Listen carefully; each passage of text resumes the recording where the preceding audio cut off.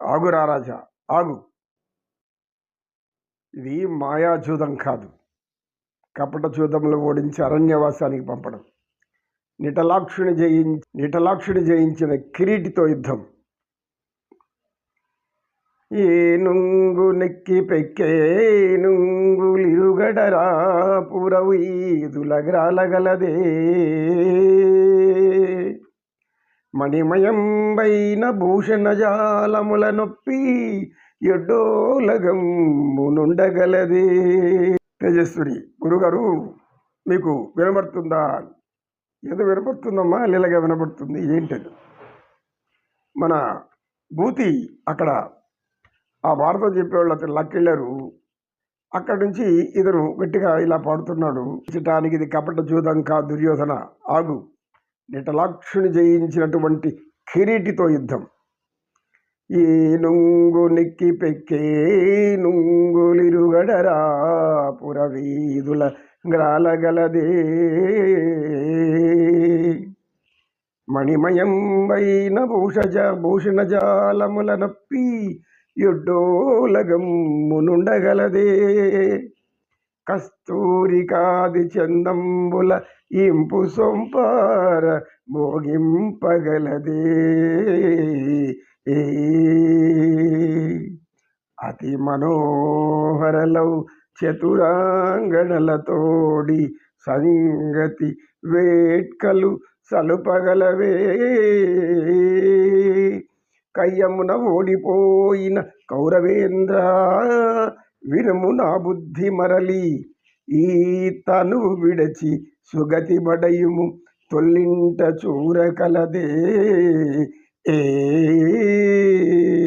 జోదమిచ్చట నడంగరాదు సుము అని మళ్ళీ విభూతి పాట కనబడింది. ఎన్నిసార్లు పడతాడు వీడు అని అంటున్నాడు శ్రావణభూతి. ఆయన ఎవరి ఆనందం వాళ్ళది, పడుకొని ఏదో మనం కూడా వెళ్ళి చూద్దాం కదా అని ఆయనకి వెళ్ళాడు. విభూతి ఈ యొక్క అర్జునుడి పాత్రలో తీస్తున్నటువంటి ఆ యొక్క సన్నివేశాన్ని చెప్తున్నాడు.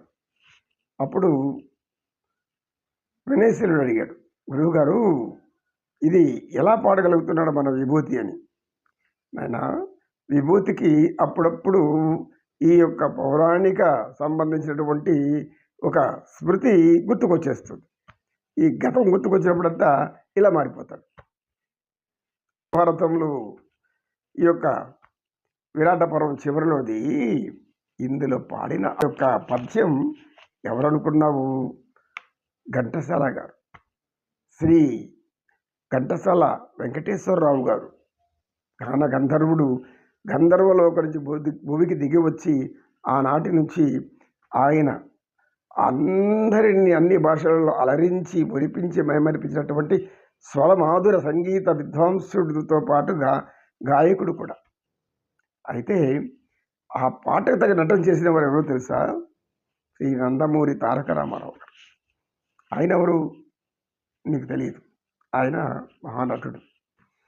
పౌరాణిక పాత్రలు ఇలా ఉంటాయి అని చెప్పి చూపించేటువంటి విలక్షణమైన, అద్భుతమైన, మనోహరమైనటువంటి సర్వజనులను సన్మోహపరిచేటువంటి ఒక మహానటుడు నందమూరి తారక రామారావు. ఆ నటనా సార్వభౌమ అధికారానికి ప్రపంచమే దాసోహమనాల్సింది. అటువంటి నటన, దానికి తగినటువంటి గాత్రము, ఆయన చెప్పగలిగేటటువంటి దివ్య మనోహర మాటలు ఆ రోజుల్లో అందరిని మైమర్పించారు. కనుక అర్జునుడి పాత్ర ఏ పాత్ర వేసినా ఆయన మహా ఆనందంగా దివ్య తేజోమయంగా కనబడతాడు. ఆ దర్శకులు కూడా అలాగే ఉన్నారు. దర్శకులు ఎలా తీర్చిదిద్దాలో రామారావు గారు అనేక సాంఘిక పాత్ర, అనేక పాత్రలు పోషించారు. నాగేశ్వరరావు కూడా మహానటులు, ఒక తీసిపోయిన నటులు, పౌరాణికాలకు కానీ జానపదాలకు కాదు. కానీ ఎక్కువ రామారావు గారు దానికి తగిన ఆకారము ఆయన కారణజన్ముడు అనిపిస్తుంది ఈ పౌరాణిక పాత్రలకు. సత్యం చెప్పుకోక తప్పదు. ఎందుకంటే అంత గొప్ప నటన, ఆయన హావభావాలు, కనుచూపులు ఇవన్నీ కూడా మానవ మాత్రులు. దర్శకుడు ఎలా చెప్తే దానికి 5 అంతలు ఎక్కువగా చేసి చెప్పు. ఆ తరం అదృష్టం అని చెప్పి సత్యనిష్ఠుడు, నాయన భూతి ఇక చాలు నాయన, గురువు గారు నన్ను మీరు మధ్యలో భంగపరచరాదు, ఏం నేనేం భంగపరిచినంటే రారా పోదాం. లేదు గురువుగారు, ఇంకా పద్యములు పాడవలను, నేను వీళ్ళని మెప్పించవలను, నేను ఒప్పించవలను, ఆ తర్వాత నేను తృప్తి చెందవలను. నీ కర్మ, ఏం చేస్తావో పో, తృప్తిగా తావో నీవు ఏం చేసుకుంటావు నాయన, మనం పోతాం మన ఆశ్రమానికి అని చేస్తాడు. ఇలా ఆనందించడానికి అనేకం ఉంటాయి మనకు. ఈ ఆనందం అనేది ఎక్కడన్నా ఎత్తుక్కోవచ్చు. నాట్యంలో ఉంటుంది, నటనలో ఉంటుంది, కవిత్వంలో ఉంటుంది, సాహిత్యంలో ఉంటుంది, సంగీతంలో ఉంటుంది. ఈ యొక్క సృష్టి అంతా పరమాత్ముడు ఆనందాన్ని మన కోసం సృష్టించినవాడనే విషయం మనం మరిచిపోయి విషయలోలమైపోయి ఈ విషయ భోగాలలో మునిగి తేలి ఇది నాది, ఇది నేనే అనుభవించాలి, ఇది నాకే కావాలి, ఇది నా సొంతం. ఏది ఎవరికి సొంతం? భూమి నాది సొంతం అని ఇప్పుడు అనేక మంది విర్రవీగితే ఎన్ని లక్షల మందిని చూసిందో ఈ భూమి ఇది వరకు నాది అనుకున్నంత భూమిలో కలిసిపోయారు. ఈరోజు నీది, రేపు ఎవరిదో, ఇంతకుముందు ఎవరిదో అర్థం కాదు మనిషికి. ఇలా మానవులు పడి పడి పడి మనశ్శాంతిని కోల్పోయి అశాంతిగా బాధపడుతున్నారే అని భగవంతుడు శ్రీకృష్ణ పరమాత్మ బాధపడతాడు అని చెప్తాడు. మీరు బాధపడడానికి కాదు జన్మించింది మానవులుగా, వీరత్వంతో ధీరత్వంతో సకల ధైర్య సాహసాలతో అనుక్షణం నిత్యం మీ యొక్క ఆలోచనలు ఏకాగ్రతతో నింపుకొని ప్రశాంతంగా గడపండి, ఆనందంగా ఉండండి. మానవ జీవితం ఒక్కటే, ఈ జీవితంలో తప్పితే ఆనందానికి ఇక్కడ ఏ జన్మలోనూ రాదు. కర్మ సిద్ధాంతం 84 లక్షల జీవరాశులు ఎత్తాలని ఉంటుంది. 84 లక్షల జీవరాశులు ఏది సంతోషంగా ఉండవు. ఏ జీవులు, ఏ జంతువులు కానీ, ఏ పక్షులు కానీ, ఏ జీవరాశులు కానీ సంతోషం ఉంది కనబడే వాటికి. ఇప్పుడు వాటి లైంగిక ఆనందం అందరూ అనుభవించేటప్పుడు. కానీ మనిషి అలా కాదు. లైంగిక ఆనందం ఒకటే కాదు, ఇలా అనేక ఆనందాలు ఉన్నాయి. మానవులను పరవశించి మరిపించి మైమరిపించేటటువంటి ప్రకృతి సౌందర్యాలు దివ్య తేజోవంతమై ఉన్నాయి. అన్నిటికన్నా వీటన్నిటి సృష్టించిన ఆ పరమాత్మ సన్మోహనాకారుడు, సర్వజ్ఞుడు, సర్వేశ్వరుడు. అదే గజేంద్రుడు అంటాడు, అయ్యా నీవు సర్వజ్ఞుడు, ఎవరూ పోలేని చోటికి సూర్యుడు కానీ, చంద్రుడు కానీ, కవులు కానీ, ఏ ఊరు కానీ, ఎవరు పోలేని చోటికి నువ్వు పోగలవు అంటాడు గజేంద్రుడు. అటేవి సృష్టించింది ఆయనైతే ఎక్కడే ఉంది ఆయన తెలియదా? గజేంద్రుడికి అది అర్థమైంది.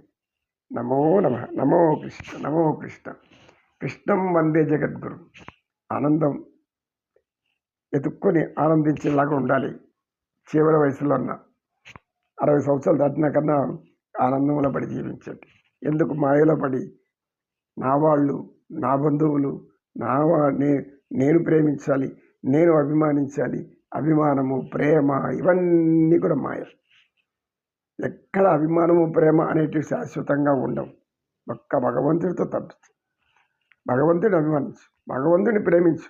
భగవంతుడు నా కులమనుకు, నా కులము నీవు, గోకులము నీవు, సర్వ మానవులకు జ్ఞాన కులము నీది, విజ్ఞాన కులము నీవు. అనేకులైనటువంటి మానవులకు, లోకులకు నీవు లోకమై ఉన్నటువంటి లోకమూర్తివి నీవు, లోకనాథుడవు నీవు. ఈశ్వర, ఇంతకంటే నిన్ను నేను పొగడగలను స్వామి. కృష్ణ, గోవింద, మాధవ, మధుసూదన, నీలో జీవించడమే ఆనందం కదా. ఇది తెలుసుకున్నప్పుడు కదా మానవులకు పరమానందం. గోవింద గోవింద, ఇలాంట కోటి బ్రహ్మాండ నాయక. శరణు తండ్రి, శరణు. శరణన్న వారిని కరుణించేవు, కానీ కృష్ణుని మాత్రం కరుణించు. మంచివారిని కరుణిస్తాడు, మంచి మనసున్న వాళ్ళని కరుణిస్తాడు, తనను ప్రేమించే వాళ్ళని కరుణిస్తాడు, తనను పూజించే వాళ్ళని, తన భక్తులందరినీ కరుణిస్తాడు. దుష్ట కార్యములు చేసిన వాళ్ళని ఎవ్వరిని కూడా విడిచిపెట్టాడు. ఆయన కర్మసాక్షి. ఎందుకంటే స్థితికర్త, దుష్ట శిక్షణ, శిష్ట రక్షణ, సంరక్షణ ఆయన ధ్యేయము. ఇది గుర్తుపెట్టుకోవాలి అందరము. ఆయన్ని చూడాలంటే అనంతమైన ఆనందం మనలో ఉండాలి. అది లేకుండా పోయి చూస్తే ఏం ప్రయోజనం లేదు. గోవింద గోవింద అంటూ ఉంటే తేజస్విని గురువుగారు భక్తికి, జ్ఞానానికి దైవాన్ని దర్శనానికి అర్హత అంటూ ఏమన్నా ఉందా నా తల్లి? ఈ ప్రశ్న వేశావంటే, ఈ ప్రశ్నకు జవాబు తెలుసుకున్నావంటే అనేక మంది అనేక రకాలుగా మారిపోతారు. ఈ ప్రశ్న నువ్వు అడగకుండా ఉండడం మంచిది, నీకు నేను చెప్పుకుంటా ఉండడం మంచిది. గోవిందా గోవింద. నమో కృష్ణ కృష్ణం వందే జగద్గురు.